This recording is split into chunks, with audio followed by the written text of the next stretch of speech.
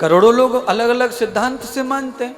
आचार्य जी ने कहा कि कभी कभी ऐसा होता है कि बाबा लोग ही चटनी बांटते हैं, हरी पीली लाल गुलाबी समोसा कचौड़ी है।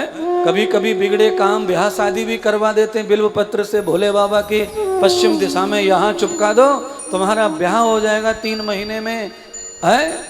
बिल्व पत्र की ऐसी डाल ला करके ऐसा कर दो तुम्हारा बच्चा हो जाएगा। ये सारी चीजें जो है भले ही ये साइंस और विज्ञान के परे है, भाव भक्ति, पर ये जो संसार है, ये जो भूगोल है, ये बिना विज्ञान के चलने वाला नहीं है। ये भावना से नहीं चलता है। सूर्य तुम्हारी भावना से निकलता तो सुबह निकल नहीं आता क्या? सुबह जब तुम गंगा जाते हो, जब तुम यूं यूं करते हो, अर्घ चढ़ाते हो, तो तब तुम्हारी भावना तो है कि सूर्य को अर्घ चढ़ा रहे हैं, पर वो कहाँ निकल रहा है तुम्हारी भावना से? वो नहीं निकलेगा। और वो निकला हुआ ही है, क्योंकि वो तो छुपता ही नहीं है, तो निकलने का सवाल ही नहीं है। वो अपनी गति पर है, बादलों के कारण दिख नहीं रहा आजकल यहाँ हरिद्वार में सुबह सुबह, पर आप चाह रहे हैं वो दिख नहीं रहा है, आप अर्घ चढ़ा रहे हैं। पर इसी तरह निरंतर अर्घ करते हैं आप, तो सूर्य एक दिन दिख जाएगा, क्योंकि बादल रोज थोड़ी रहेंगे। फिर आपको क्या लगेगा? ये मेरी भक्ति का प्रताप है, मैं निरंतर भक्ति कर रहा था 1 महीने से, इसलिए आज सूर्य ने दर्शन दे दिया। आप इस तरह भी मान लो, और इस तरह न मानो तो आप ये मानो कि बादल सदैव रहते नहीं हैं, मैं रोज वही दर्शन करता हूं, तो एक दिन तो मुझे वो दर्शन होने ही वाला था, और आज वो हो गया।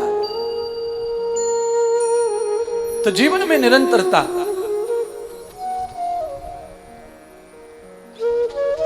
अपने कार्यों को एक सरीका एक तरह से करते रहना, आपको दर्शन कराना, विकास कराना, आनंद की अनुभूति कराना, आपको सुख में रखना, यही उसका कार्य है।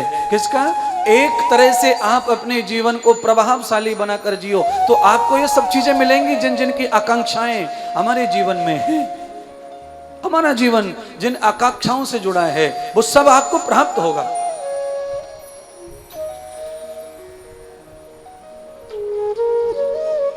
भगवान को चेतन करो। यहां वहां वहां बहुत जगह अपन जा रहे हैं, मैं आपको बहुत जगह घुमा दिया, आप खुद से भी जा रहे हैं।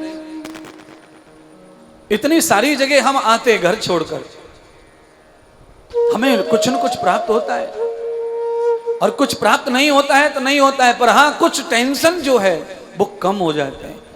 आदमी का अंदर चलने वाला जो व्याकुलता, परेशानी, चिंता, रोज की झकझक, वो खत्म होती है, वो ब्रेक होती है, और एक नए ट्रैक पे चल करके कुछ दिन में एक नई ऊर्जा का एक नया संचार होता है। कई पेड़ ऐसे होते हैं जिनको छांट देने के बाद उनका अधिक विकास होता है।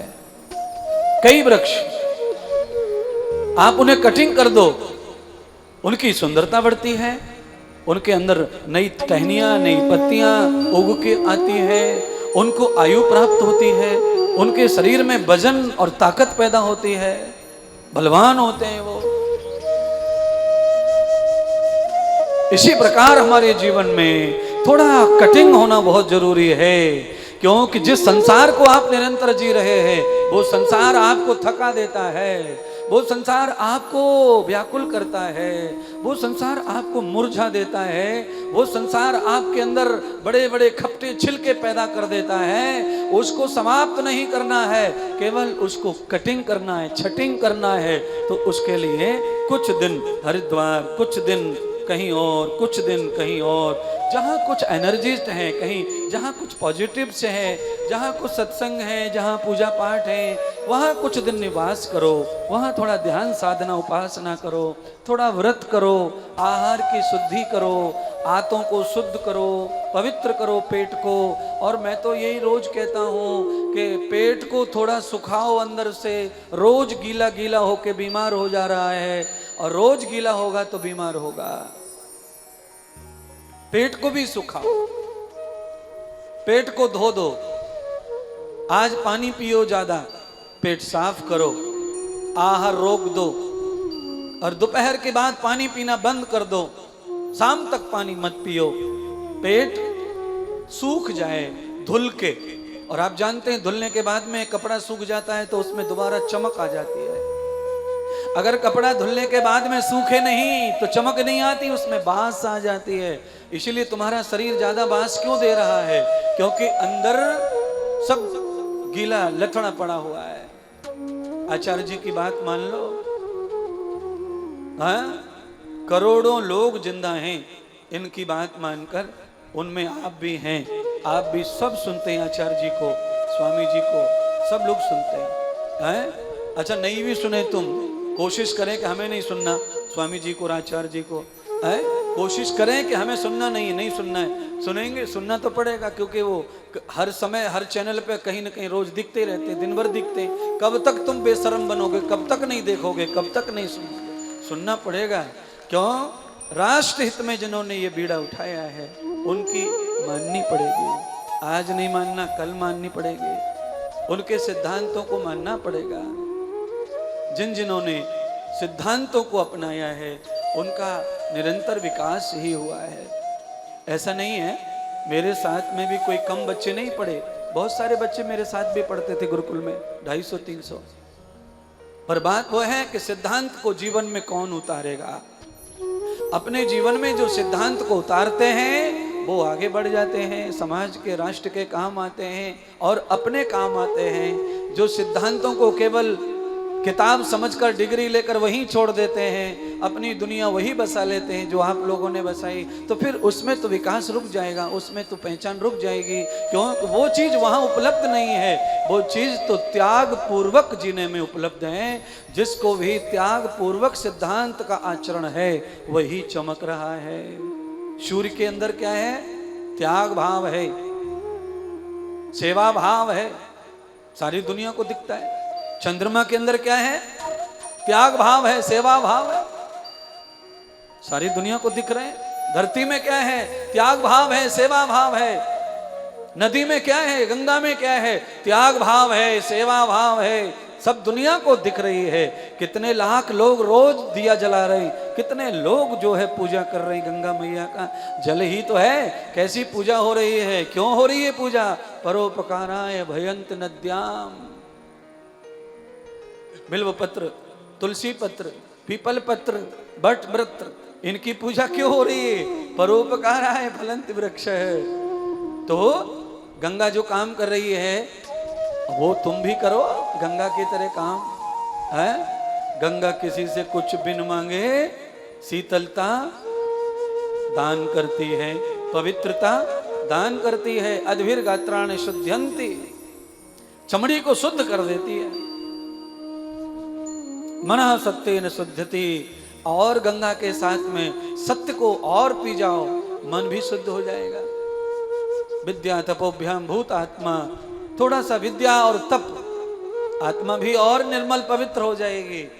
बुद्धिर ज्ञानेन शुद्धति, परम पवित्र ज्ञान धारण कर लो, बुद्धि भी पवित्र हो जाएगी। जब सारी चीज अपने पवित्र हो जाएंगे तो फिर आप कहां अपवित्र बचेंगे? आप तो पवित्र हो ही जाएंगे। चारों ओर से पवित्रता ही पवित्रता आपके अंदर प्रवेश हो जाएगी। अब थोड़ी कथा का अंश ले लो। आज की कथा क्या है?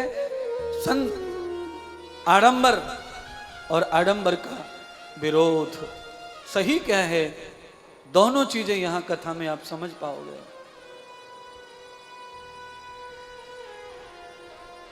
कोशिश ये करो कि आप अपने जीवन को इस तरह ढाल लो।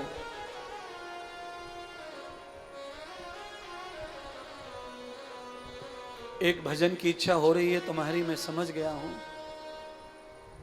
चलो आज मन को ही थोड़ा अच्छा डोज दे दो, मन को ही डोज दो, क्योंकि अपनी पूरी जिंदगी मन पर ठहरी हुई है। उसको ही डोज दे दो, उसको ही अच्छा कह लो। और आज मन तकलीफ में डालता है तो बुरा भी कह लो उसे, और बुरा कह करके उसे समझाओ, दवा पिलाओ। मन को दवा पिला करके उसको ज्ञान देने की कोशिश करो, क्योंकि मन की प्रवृत्ति जड़ समान है। उसे चेतन समान कर लो, जागृत कर लो मन को।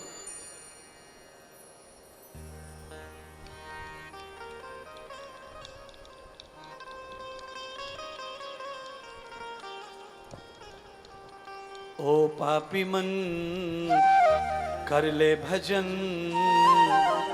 फिर पीछे तू पछताएगा जब पिंजरे से हंसा निकल जाएगा, जब पिंजरे से हंसा निकल जाएगा, जब पिंजरे से हंसा निकल जाएगा, जब पिंजरे से हंसा निकल जाएगा, जब वो पापी मन कर ले भजन, वो पापी मन कर ले भजन, फिर पीछे तू पछताएगा, जब पिंजरे से हंसा निकल जाएगा, जब पिंजरे से हंसा निकल जाएगा, जब पिंजरे से हंसा निकल जाएगा, जब पिंजरे से हंसा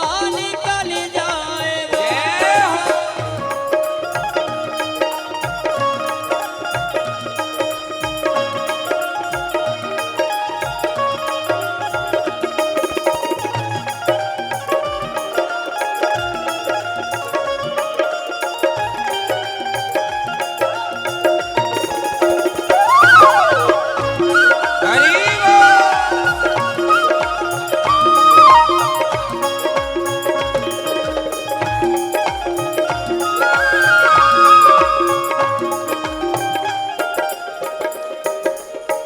चार दिनों का जग का मेला, चार दिनों का जग का मेला, कोई न साथी संगी अकेला, कोई न साथी संगी अकेला। जैसा तू आया जग में वैसा ही जाएगा, जैसा तू आया जग में वैसा ही जाएगा। अगर मन को नहीं समझाया तो, मन को नहीं समझाया तो, जैसा तू आया जग में वैसा ही जाएगा, जैसा तू आया जग में वैसा ही जाएगा। मुट्ठी बांध के आया जग में हाथ पसारे जाएगा, मुट्ठी बांध के आया जग में हाथ पसारे जाएगा। बाद में फिर पछताएगा, जब पिंजरे से हंसा निकल जाएगा, जब पिंजरे से हंसा निकल जाएगा, जब पिंजरे से हंसा निकल जाएगा, जब पिंजरे से हंसा निकल जाएगा।